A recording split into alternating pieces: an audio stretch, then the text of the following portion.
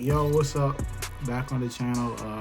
Definitely shout out. Appreciate appreciate everybody. Excuse me, that's been able to support and like, share, and subscribe on all the videos, the music ones or whatever it is I'm doing. Just thank you guys for always supporting.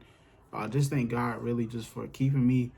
And I just wanted to do a video, which I've been wanting to do a video for a minute, anyways. But now I feel like now I'm gonna sit down and do it. Just want to talk about this year has been kind of crazy, 2025. And my testimony for the year is that God always knew, right? Just from the different things I had going on, from really my losing my job, my contract, because I was not owner operator, but I had my own business.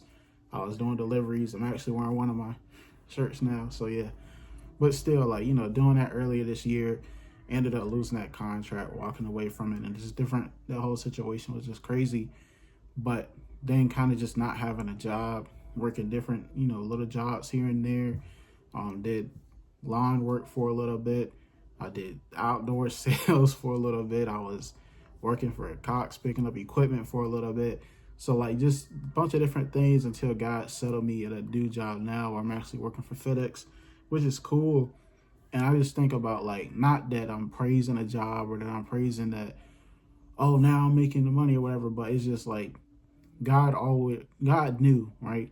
And sometimes it's like we try to say that we waiting on God and God is going to do something, and be patient with God, because any day now it's just like weeping may endure for a night, but joy comes in the morning. And we have those people that speak those things over our life, but it's like when we're in the middle of some of those things, it's kind of hard for us to kind of see the light at the end of the tunnel.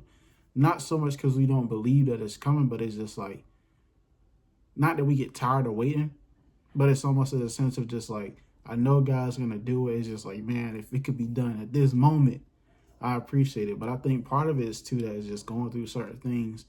When you come out of those situations, that you begin to kind of not that, yeah, we're going to appreciate God more. We should be growing in that, right? But I think we kind of know how to manage things different now. Like, I hear people complain about the job that I have. And it's just like, man, I worked in a warehouse in freezing temperatures, unloading containers at one point in my life. So this is nothing, and then, I'm making a decent amount of money. Now, I ain't rich, so I don't try to inbox me asking for no money or not.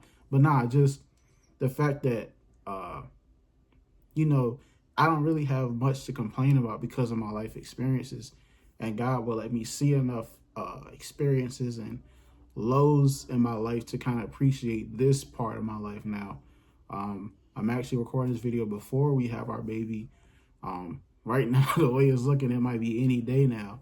But just even with that being said, like, God saw it fit to have me at a stable place at this point. So God saw fit for me to develop mental capacity on how to manage a little bit of money. So now I know how to manage a little bit more money, right? God gave me the mental capacity that even when I was going through those things, that I was, not really having a structured job, going a week and not really making enough to pay bills, falling behind on this, that God still gave me the mental capacity with the peace through the Holy Spirit to even still do the Bible studies and be faithful to that in that season of my life. And even in this season of my life and the next season going up, that hasn't went away. But God showed me how to be faithful with that, even in a season where everything really looked uncertain. So like I said, my testimony is that God always knew. So it might be someone thinking like, man, and of course, like, I don't want to be like inconsiderate, because financial problems are not the same as health issues. Like, no matter what people say, of course we all go through, but someone might be suffering like terminal illness, or someone might be suffering a different type of thing where they're dealing with it for months or years, right? And sometimes we can be kind of inconsiderate, and we could just say, not that we don't believe that God is going to do it, but God also called us to, one of the parts of the fruit of the Spirit is long suffering, on how to deal with, how to walk through certain things with people, not just trying to speed them on the process to make them happy and just make them believe that, oh, it's going to be okay. Yes, Riley? Something wrong with Tails. With what? With Tails? You watching Sonic? Okay, I'm going to come back in there with you in a minute, okay? But then it's all right. Hermie. So we watching Sonic.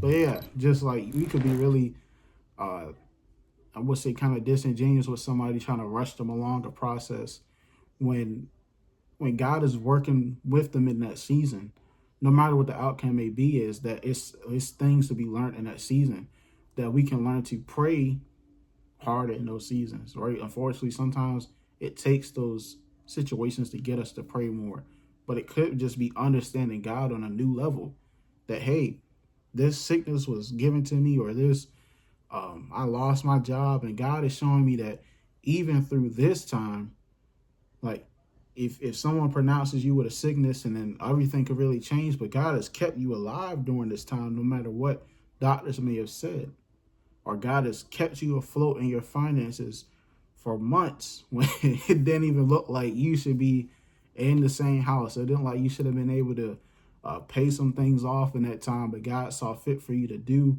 those things and come out on the other side better, right? So a lot of times we're dealing with different things, but we have to realize that God knew all along. Like, God knew before then how he was going to make ways for me, how he was going to connect me with certain people on how to get to those certain things. So just whatever it is, if you're in school and it's like, man, I just started, this ain't harder than what I thought it was going to be. No, it's continue to work at it. Continue to go through it, because it's lessons to be learned in that process, even where, you might take you 4 years to finish, or 8 years, or whatever it is, if you get your doctorate or whatever the titles and certificates or whatever it is you're doing. In that time in the middle is going to be lessons learned that you're not even going to realize what you learned until you get to the point that you've been waiting so long to get for, right? Because if you're in school, you're not trying to just study to get a certificate or a piece of paper to say that you're or whatever. You're trying to get the job. But it's things that you're going to have to use actively on the job that you're going to look back during that time while you was in school and say, man, this was actually, I needed these things to happen so I can understand how to manage this. Same thing with me. I did outdoor sales. So I'm talking to people, and this is I learned a lot from that, because I just say, like, even from just the spiritual aspect of it, like, my discernment just went, up. I'm not gonna say through the roof. It went up, where I'm just able to, someone open up the door, I could just tell off back XYZ, this, that, and the other, and then be able to speak to people. Not that I was great at sales, because I'm not trying to get somebody to buy something just to buy it. And that's one of the reasons why I'm not doing sales no more. But, just I learned about discernment in that time. I learned about how to have a conversation with somebody.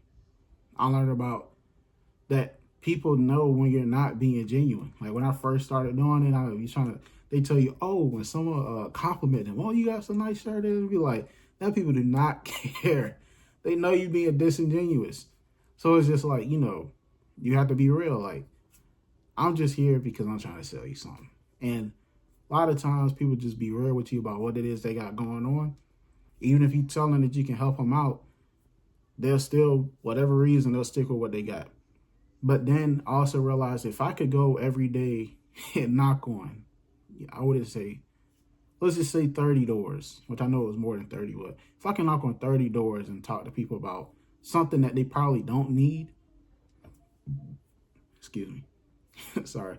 If I can knock on someone's door and talk to them about stuff that I know they don't need, or maybe that they don't need, but it wouldn't really, whatever they got now is apples and oranges. It's not really that much different. You're going to experience better service, but at the same time, your bill's going to be this, and this. Whatever. If it fits for you, a lot of people, that's how I work. If it fits for them, they'll switch. If it doesn't fit, they're not really ready to switch. That being said, if I can knock on 30 doors a day and talk to them about services and stuff and products, I'm able to talk to people randomly about the gospel. And I learned that through that job. And it's crazy, because before then, I never thought that I would be able to do it. So now, having went out and actually did that, it's like, man, this is easy. Because not that it's, I don't want to be like weird about it, but it's not that it's easy, because still sales is sales, but having the Holy Spirit and using discernment is different, because you have to be sensitive to what the Holy Spirit is leading you to do when you're trying to minister to people, because it might be someone that you don't need to talk to, because God is dealing with them in the way that he wants to deal with them, not with you intervening and saying a whole bunch of stuff Just let that person be. The guy's going to direct you on who to talk to if you're the type of person you feel like you want to go out and do that. 10 minutes, man.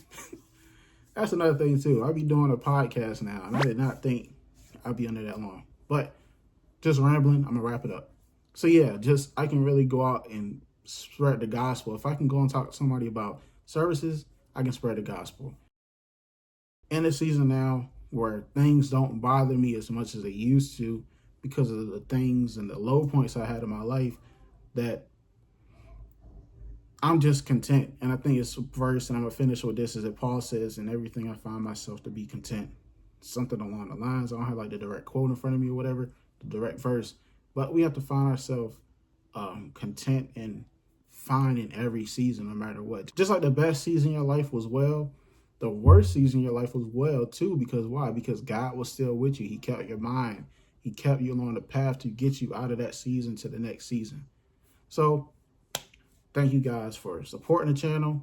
Just wanted to drop this video. Just my testimony for 2025 is that God already knew, right? Love y'all. Like, share, subscribe. Check out the podcast. It's called Stay the Course. It's on Apple and Spotify. The links will be down below. The links will be down below. I said it again. The links will be down below. All right. See y'all next time.